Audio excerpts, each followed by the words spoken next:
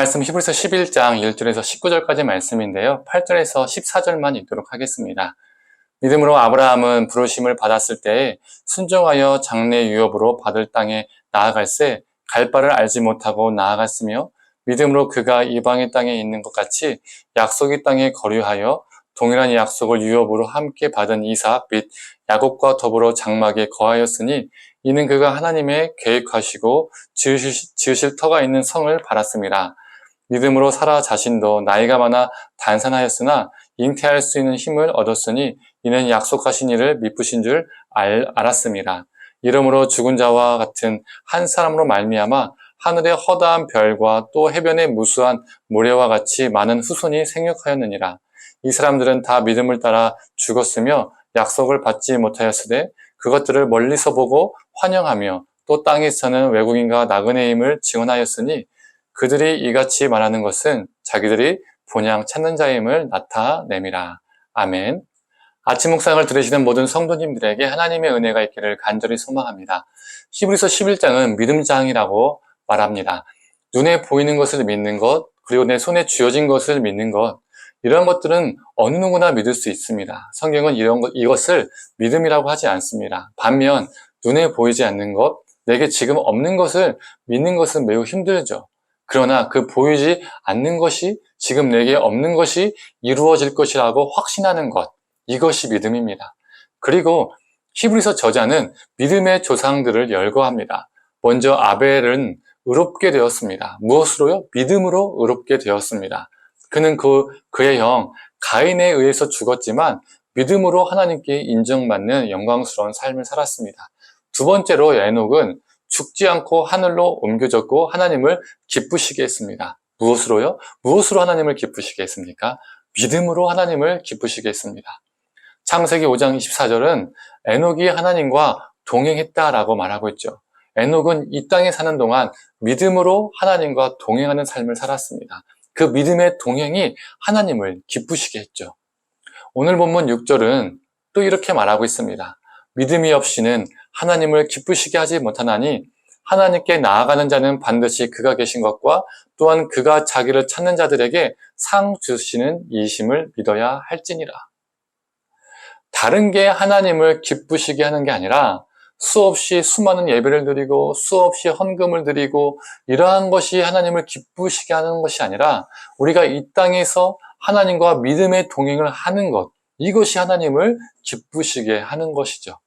또 믿음으로 동행하는 자, 즉 하나님을 기쁘시게 하는 자에게는 상이 주어지게 됩니다. 그 상은 천국에서 다이아몬드 집에서 산다, 그러한 상이 아니라 우리에게 주어지는 구원을 의미합니다. 하나님과 믿음으로 동행함으로써 하나님을 기쁘시게 하고 또한 구원의 상을 받는 우리가 되기를 간절히 소망합니다. 세 번째로 노아는 하나님께 경고를 받아서 긴 시간 방주를 준비하고 구원의 도구로 사용되었습니다. 그리고 의의 상속자가 되었죠. 무엇이 이것을 가능케 했습니까? 바로 믿음입니다. 노아 인생의 대부분은 방주로 만드는 힘겨운 노동의 시간을 보냈습니다. 길고 버티기는 힘든 시간이었을 거예요. 그런데 믿음이 그 모든 것을 이기게 했습니다. 그리고 오늘 본문에서 마지막으로 아브라함이 언급이 되죠.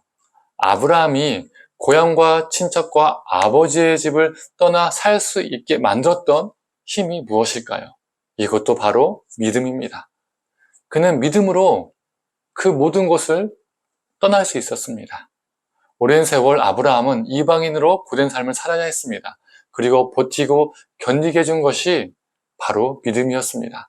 자손들이 허다한 별과 무수한 모래처럼 많아질 것이라는 하나님의 약속을 믿고 아브라함은 자신의 삶을 살았습니다. 그리고 히브리서 저자는 아브라함의 이야기를 하면서 한 단어를 언급합니다. 바로 그건 나그네입니다. 아브라함이 이 땅에서 나그네와 같은 삶을 살았다는 것이죠.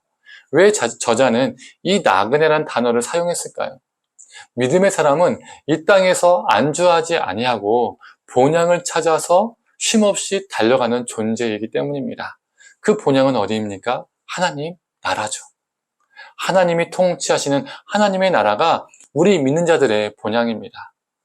저자는 히브리서 쓰신 자들에게 예수를 버리고 유대교로 돌아가는 것이 아니라 이 땅에서 안주하며 이 땅의 것을 보고 사는 것이 아니라 예수를 붙잡고 진정한 본향의 삶을 사모해라.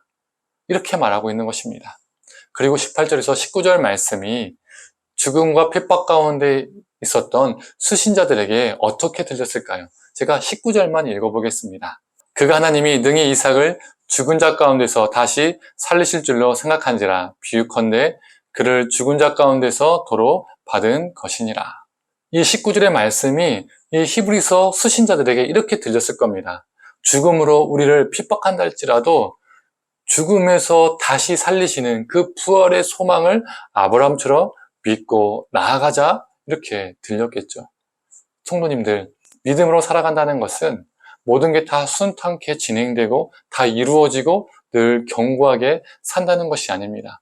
때로는 흔들리고 고생하고 아픔을 겪고 오해를 받고 인내가 필요하고 수없이 뺑뺑뺑 돌기도 합니다.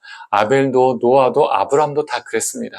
우리가 겪는 수많은 어려움 속에서 다시 이전의 삶으로 돌아가는 것이 아니라 더욱 예수를 붙잡고 우리를 선하게 이끄실 하나님을 붙잡는 것입니다. 이 땅의 것에 집착하는 것이 아니라 그리고 안주하는 것이 아니라 믿음의 나그네로서 하나님 나라를 소망하며 살아가는 것입니다.